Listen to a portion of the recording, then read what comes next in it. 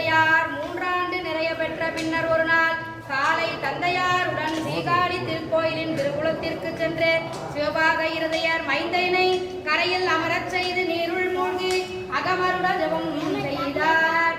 என் அரிய சிவாஞானத்தின் முகம் குலைந்து அருளியும் உன்னடிசில் என ஊற்ற உமையம்மை எதிர்நோக்கும் கண்மலர் நீர் துடைத்தருளி கையிற்போர் கிண்ணம் அளித்து அந்நலை அங்கு அழுகை தீர்த்த கண்ணார் அருள் புரிந்தார்.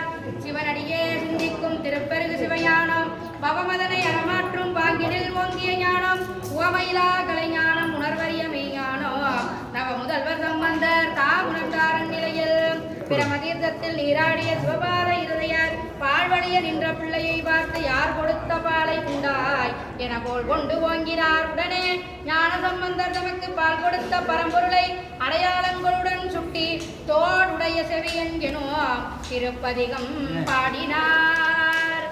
அடுத்தது நம் திருஞான சம்பந்த பெருமான் எம்பெருமான் திருக்கையால் பொட்டாளம் பெறல் சில நாள் கழித்து திருக்கோலக்காவிற்கு எழுந்தருளினார். கையினால் தாளம் விட்டு மடையில் வாழை என்ற திருப்பதிகம் பாடினார். பாட்டிற்கு உருகும் பரமன் கை நோவும் என்று 5 எழுத்து வரைய பெற்ற பொற்றாளம் அழுத்தருளினார் இறைவர்.